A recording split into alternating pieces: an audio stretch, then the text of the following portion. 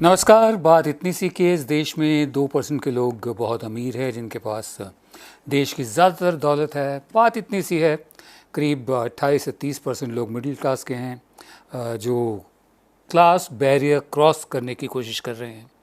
यानी जो जिस क्लास में वो हैं, अगर लोअर मिडिल में है तो मिडिल बनना चाहते हैं, मिडिल में है तो अपर मिडिल बनना चाहते हैं, अपर मिडिल में है तो रईस बनना चाहते हैं। बात इतनी सी है। बात इतनी सी है कि हिंदुस्तान अभी भी निर्धन व्यक्तियों से बसा हुआ गरीब देश है। करीब 40 करोड़ लोग ऐसे हैं जो गरीबी की रेखा के नीचे रहते हैं।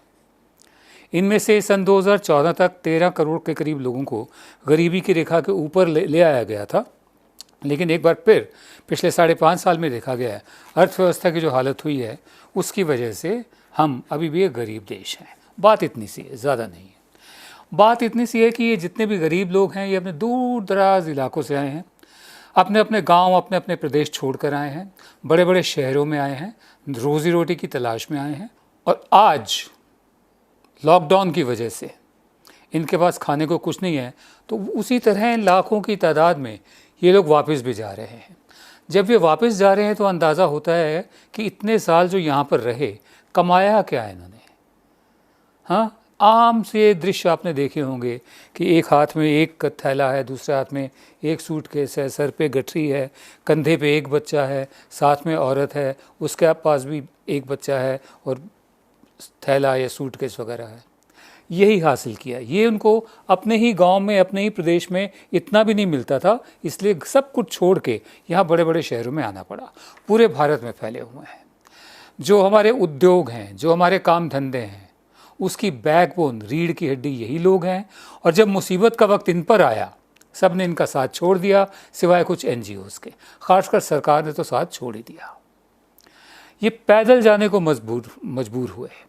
आप कल्पना कीजिए, सैकड़ों मील दूर पैदल जा रहे हैं। कोई सूरत से इलाहाबाद जा रहा है, कोई कर्नाटक से बिहार जा रहा है, कोई नीचे आंध्र प्रदेश से यूपी जा रहे हैं पैदल।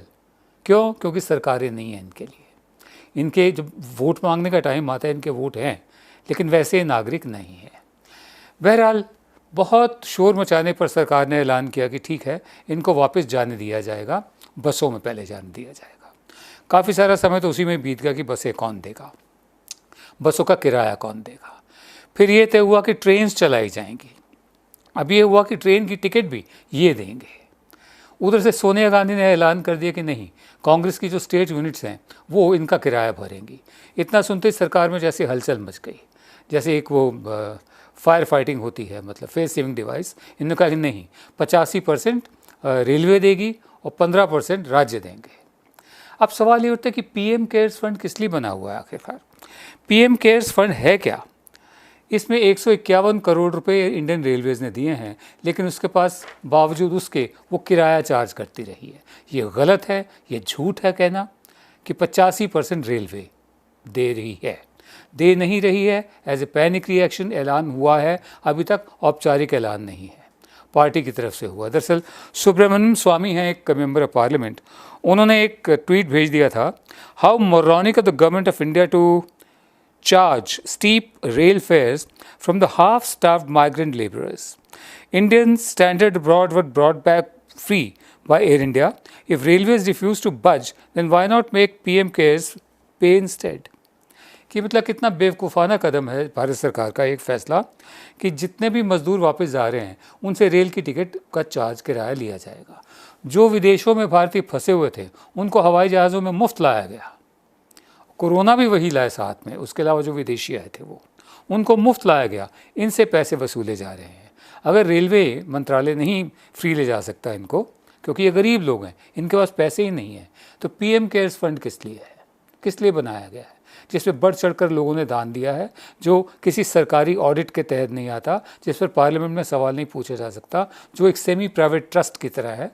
वो किस दिन के लिए बनाया गया है? यही सवाल सोनिया गांधी ने भी पूछा था। फिर उसके बाद सुब्रमण्यम स्वामी ने एक और ट्वीट किया कि नहीं, मेरी पीयूष गोयल से बात हुई है, तो वो कह रहे हैं कि नहीं, 85% किराया जो है वो रेलवे देगी। फिर भारतीय जनता पार्टी की तरफ से आया। अभी तक आधिकारिक क्या है हमें समझ में नहीं है, ऑफिशियल क्या है हमें समझ में नहीं है। हमें सिर्फ इतना मालूम है, बात इतनी सी है कि हमारी अर्थव्यवस्था की जो पूरी रीढ़ की हड्डी है, चाहे वो मज़दूर हों, दिहाड़ी मज़दूर हों, बाहर से आए हुए मज़दूर हों, चाहे वो किसान हों, जो हमारी अर्थव्यवस्था की रीढ़ की हड्डी हैं, जिनके भरोसे बड़ी बड़ी फैक्ट्रियाँ चलती हैं, छोटी बड़ी फैक्ट्रियाँ चलती हैं, एमएसएमई चलते हैं, खेती किसानी होती है, उनको संकट के समय में सरकार ने छोड़ दिया है, त्याग दिया है।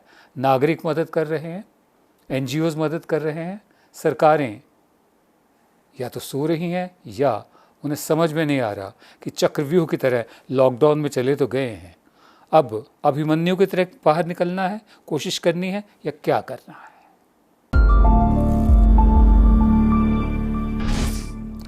हमारे यहाँ की एक परंपरा रही है, कर्तव्य रहा है, कार्रवाई रही है कि जो फ़ौज की जहाँ तक बात आए, उनके लिए बहुत ही भावनात्मक सेंटिमेंटल तरीके से उनके बारे में बातें तो करते रहो, सलाम करते रहो, फ़ौजियों के लिए हमारे दिलों में बहुत इज़्ज़त है।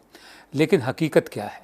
हकीकत ये है कि जो पहले हमारे दिल रोते थे, असली में रोते थे, जब जब भी कोई फ़ौजी शहीद होता था, सरकारें भी इस ढंग से जो बातें व्यक्त करती थी उनमें सच्चाई झलकती थी। लाल बहादुर शास्त्री हमारे प्रधानमंत्री हुआ करते थे, उन्होंने एक नारा दिया था, जय जवान जय किसान। मतलब जवान की भी उतनी अहमियत है जितनी किसान की अहमियत है। उन्होंने जय उद्योगपति कभी नहीं कहा था, जय व्यापारी कभी नहीं कहा था, ठीक है। और उनकी एक बार उनके कहे पर सोमवार के दिन लोगों ने एक वक्त का खाना छोड़ दिया था। बहरहाल अब देखिए 2 मई को एक ऐसा दर्दनाक हादसा हुआ है, उसका कहीं जिक्र तक नहीं है। 2 मई को क्या हुआ कि 5 फौजी थे हमारे, और वो आतंकवादियों के चंगुल से सिविलियंस को छुड़ाने गए थे हांदवाड़ा, और सिविलियंस को तो छुड़ा दिया लेकिन अपनी शहादत दे दी। इसमें colonel Ashutosh Sharma, major Anuj Sood, Naik Rajesh and Dinesh, besides sub inspector Mohammad Sagir Qazi, ये JNK पुलिस के स्पेशल ऑपरेशंस ग्रुप के सदस्य हैं, और एक जवान हमारा ज़ख्मी भी हुआ। उससे पहले 4 अप्रैल को 5 कमांडो थे हमारे जो इलीट पैरा फोर्सेस के, वो एक्शन में मारे गए जब उन्होंने 5 आतंकवादियों को मारा। ये हैंड टू हैंड कॉम्बैट तक बात पहुंच गई थी। हैंड टू हैंड कॉम्बैट वो होता है, आपने देखा होगा कि जो हमारी गन्स होती हैं, बंदूकें, जो इन्फेंट्री जो हमारी होती है वो पैदल फौज होती है, लश्करी फौज जो होती है, उसके जो हथियार होते हैं उसके बाद एक आगे बेयोनेट भी लगा होता है, छुरा किस्म का लगा होता है। ये हालत तब आती है जब आमने सामने की लड़ाई हो। फिर जब बेयोनेट वगैरह भी ख़त्म हो जाते हैं, प्रॉक्सिमिटी इतनी नज़दीक हो जाती है, इतनी नज़दीकी जिस्मों की हो जाती है, फिर हैंड टू हैंड कॉम्बैट होता है। तो ये हैंड टू हैंड कॉम्बैट हुआ था। एक हमारे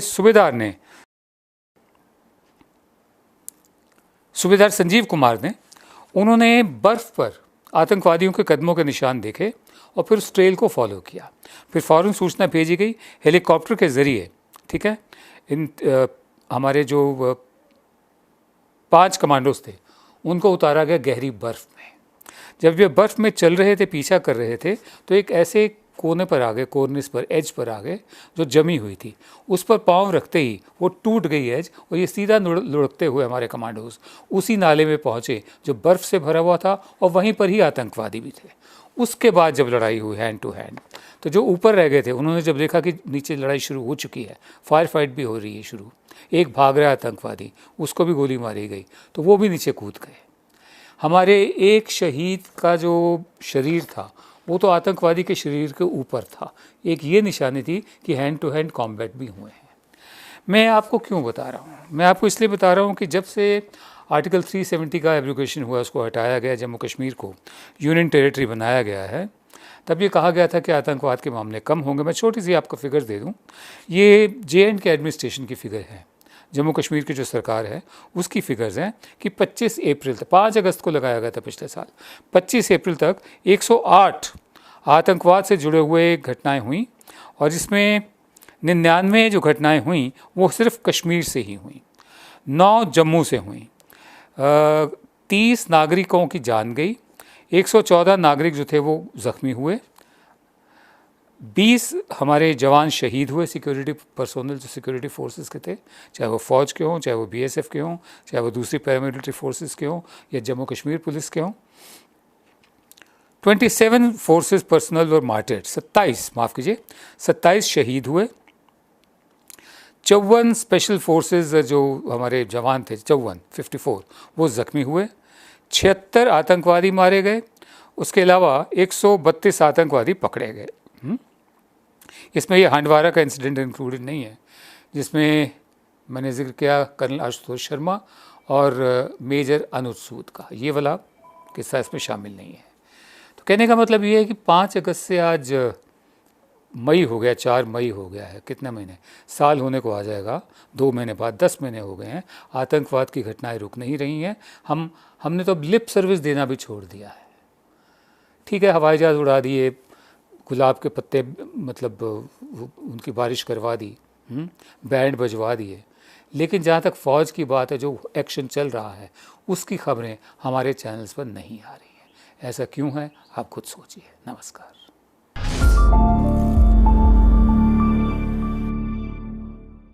अब खबरें पाइए सबसे पहले हमारे मोबाइल न्यूज एप्लीकेशन पर। एंड्रॉइड या iOS प्लेटफॉर्म पर जाइए, HW न्यूज नेटवर्क को सर्च कीजिए, डाउनलोड कीजिए और अपनी सुविधानुसार भाषा का चयन कीजिए। खबरों की भीड़ में अपने काम की खबर पाते रहिए।